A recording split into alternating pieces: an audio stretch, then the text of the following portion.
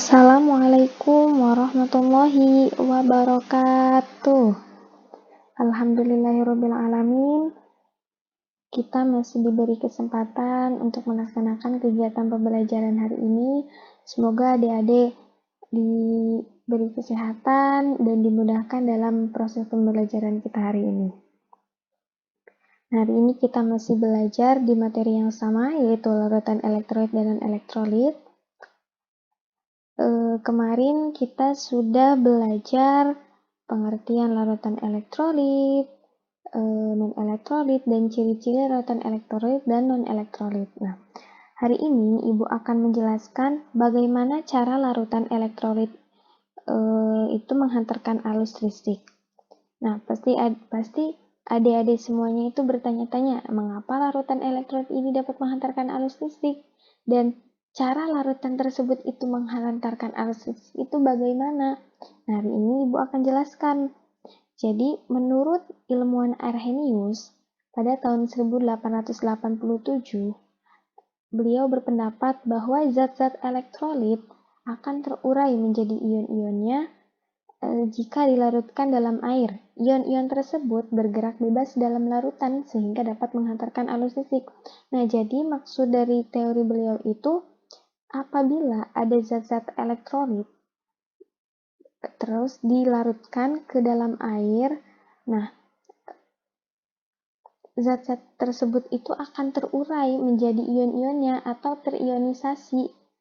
Nah, dan ion-ion tersebut itu bergerak bebas di dalam larutan yang dapat menghantarkan arus listrik. Nah, jadi ion-ion tersebutlah yang dapat menghantarkan arus listrik. Kemarin Ibu sudah menjelaskan bahwa larutan elektrolit itu dibagi menjadi dua. Ada larutan elektrolit kuat dan elektrolit lemah. Nah, bagaimana larutan elektrolit kuat itu dapat menghantarkan arus listrik dan bagaimana larutan elektrolit lemah itu dapat menghantarkan arus listrik. Nah, jadi di sini Ibu akan jelaskan kedua larutan tersebut itu bagaimana menghantarkan arus listrik.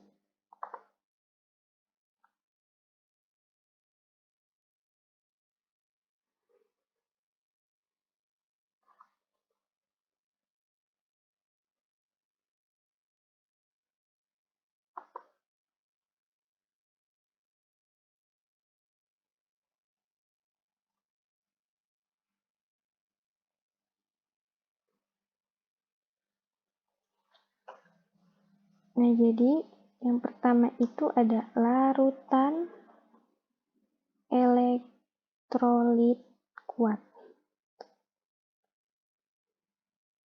Nah, bagaimana ia bisa menghantarkan arus listrik? Nah, jadi tadi sudah dijelaskan bahwa larutan elektrolit itu dapat menghantarkan arus listrik apabila zat-zat dilarutkan ke dalam air akan terionisasi gitu, akan terurai menjadi ion-ionnya. Nah, bagaimana dengan larutan elektrolit kuat? Nah, larutan elektrolit kuat itu dapat menghantarkan arus listrik karena zat-zat elektrolit apabila dilarutkan ke dalam air akan terurai menjadi ion-ionnya atau terionisasi dengan sempurna.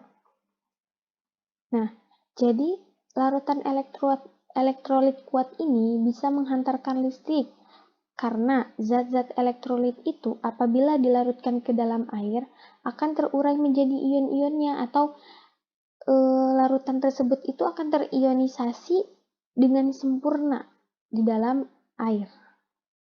Nah, yang kedua itu larutan elektrolit lemah. Zat-zat elektrolit apabila dilarutkan ke dalam air akan terurai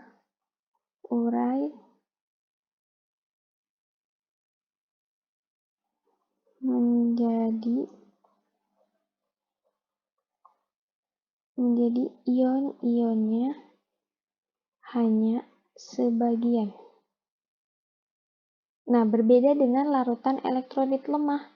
Nah, elektrolit lemah dapat menghantarkan listrik karena zat-zat elektrolit itu apabila dilarutkan ke dalam air akan terurai menjadi ion-ionnya. Nah, tetapi terurainya itu hanya sebagian. Jadi, larutan elektrolit lemah itu tidak terionisasi dengan sempurna. Hanya sebagian saja. Nah, makanya dalam hasil uji elektrolit pun, kalau kita menguji larutan elektrolit lemah itu menghasilkan lampu nyala yang redup dan sedikit gelembung gas. Nah, berbeda dengan larutan elektrolit kuat. Apabila ia diuji dengan uji elektrolit, ia akan menghasilkan nyala lampu yang terang dan banyak gelembung gas. Nah, dan yang ketiga itu ada larutan non-elektrolit. Nah, larutan non-elektrolit seperti yang sudah Ibu jelaskan bahwa larutan tersebut itu larutan yang tidak dapat menghantarkan arus listrik. Nah, mengapa larutan ini tidak dapat menghantarkan arus listrik? Karena zat elektrolit apabila dilarutkan ke dalam air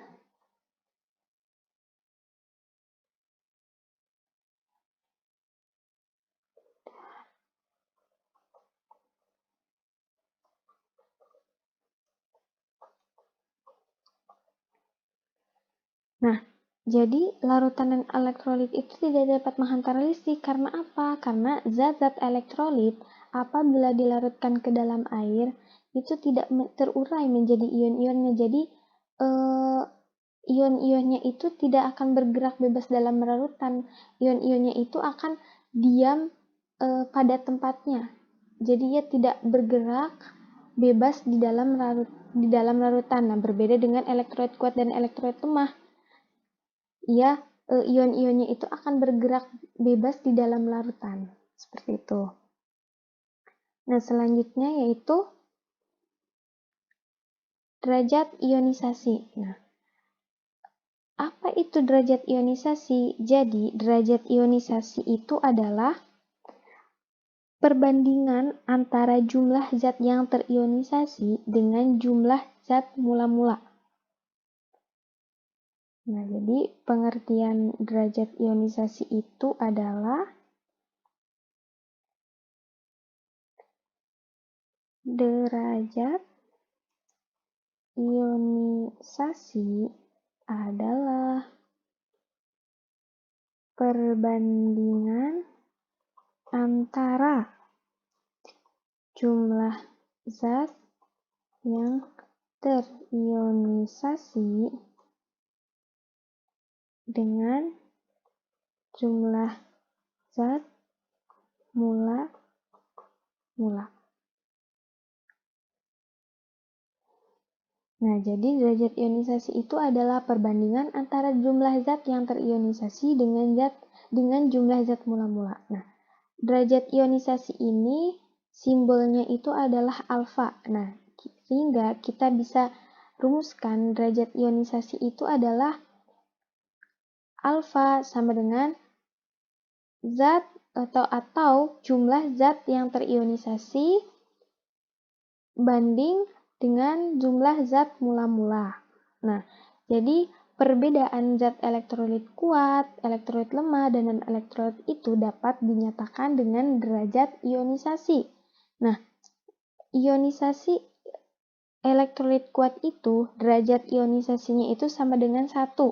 Dan elektrolit lemah itu derajat ionisasinya itu kurang dari 1, atau kita bisa tuliskan 0 kurang dari derajat ionisasi kurang dari 1. Nah, dan non-elektrolit itu derajat ionisasinya itu sama dengan 0. Nah, jadi perbedaan zat elektrolit kuat, elektrolit lemah, dan non-elektrolit itu dinyatakan dengan derajat ionisasi. Nah, selanjutnya yaitu ada jenis ikatan senyawa dalam larutan elektrolit dan non-elektrolit. Nah, yaitu yang pertama ada senyawa ion. Apa itu senyawa ion? Nah, senyawa ion itu adalah merupakan senyawa yang memiliki ikatan ion. Nah, pasti adik-adik semuanya sudah belajar ya di semester 1 ikatan ion. Nah, jenis-jenis ikatan dalam kimia itu apa saja? Pasti adik-adik sudah belajar. Nah, sekarang Ibu akan menjelaskan jenis ikatan senyawa dalam larutan elektrolit dan non-elektrolit. Nah, yang pertama itu ada senyawa ion. Nah, ikatan ini terbentuk oleh atom logam atau non-logam. Nah, senyawa ion dalam bentuk padatan memiliki susunan yang rapat sehingga ion tidak dapat bergerak bebas. Dengan demikian, padatan senyawa ion tidak dapat menghantarkan arus listrik. Senyawa ion dapat menghantarkan arus listrik jika dilarutkan dalam air, dalam bentuk larutan ion-ion bergerak bebas. Nah, sebagai contoh, padatan NaCl yang dilarutkan dalam air akan terurai menjadi ion positif atau kation Na+, dan ion negatif Cl- yang bebas bergerak. Nah, jadi senyawa ion ini bisa menghantarkan arus listrik jika dalam keadaan larutan dan jika dalam keadaan larutan. Nah, Ibu tuliskan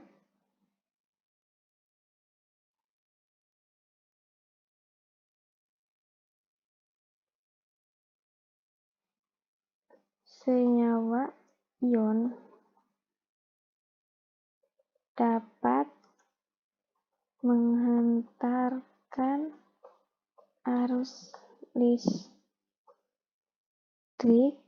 dalam keadaan larutan.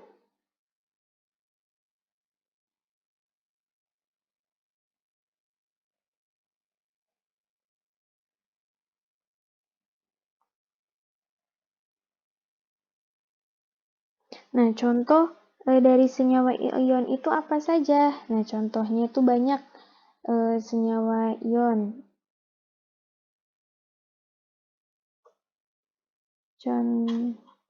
Contohnya yaitu ada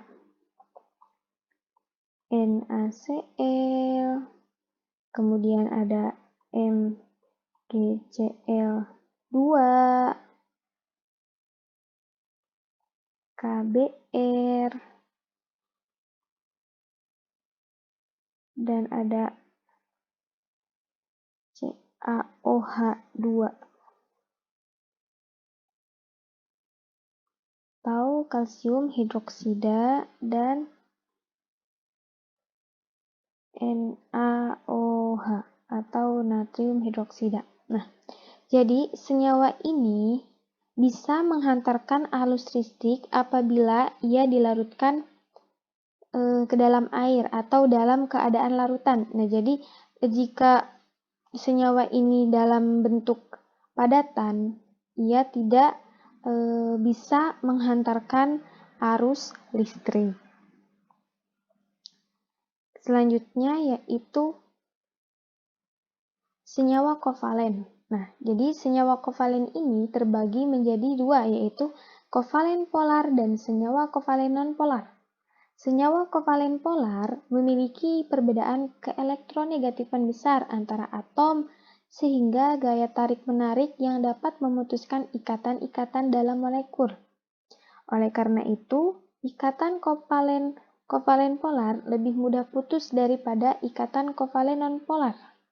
Nah, jadi bagaimana senyawa kovalen ini dapat menghantarkan arus listrik?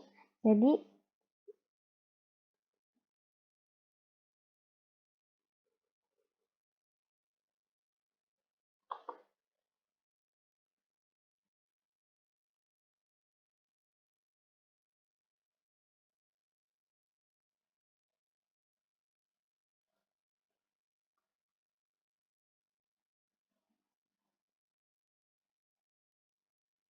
Nah, jadi senyawa kovalen ini dapat atau bisa menghantarkan arus listrik jika tuliskan senyawa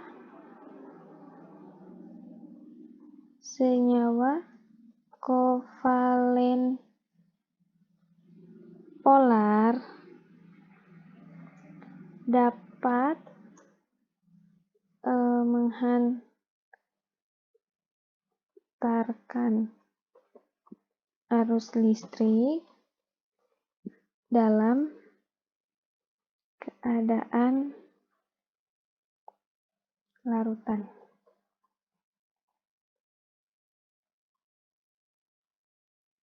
Bagaimana jika dalam keadaan padatan? Nah, dalam padatan, senyawa ion ini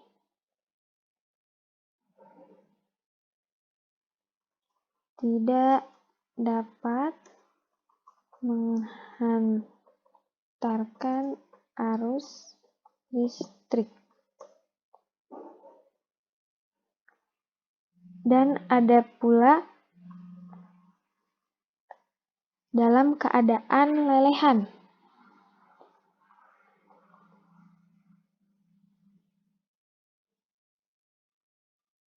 Nah, dalam keadaan lelehan, senyawa kovalen polar pun tidak dapat menghantarkan arus listrik.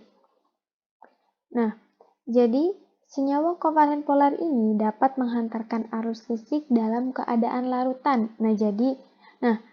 Sebelum itu Ibu kasih contohnya. Nah, contoh senyawa kovalen polar ini adalah contohnya yaitu ada HCl,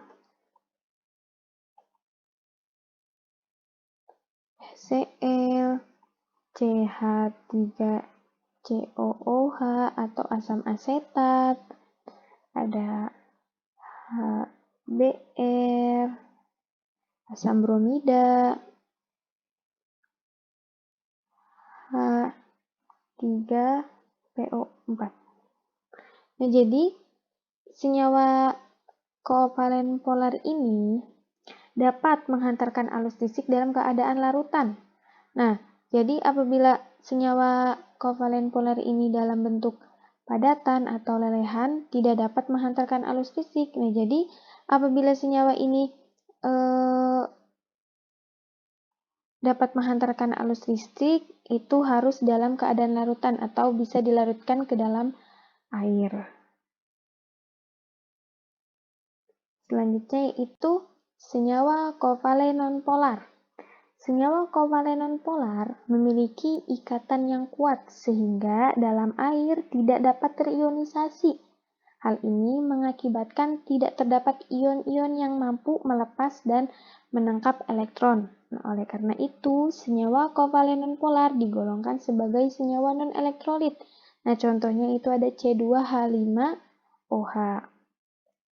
Nah, senyawa kovalen nonpolar ini dalam keadaan larutan, padatan, maupun lelehan, tetap saja ia tidak dapat menghantarkan arus listrik. Karena jika ia dilarutkan ke dalam air, itu memiliki ikatan yang kuat. Nah, karena memiliki ikatan yang kuat sehingga di dalam air itu tidak dapat terionisasi dan ia akan diam di tempatnya gitu, tidak bergerak bebas di dalam air. Seperti itu. Mungkin materi hari ini cukup sampai di sini. Kurang dan kurangnya mohon maaf. Semoga adik-adik mudah dalam memahami materi yang saya berikan. Wassalamualaikum warahmatullahi wabarakatuh.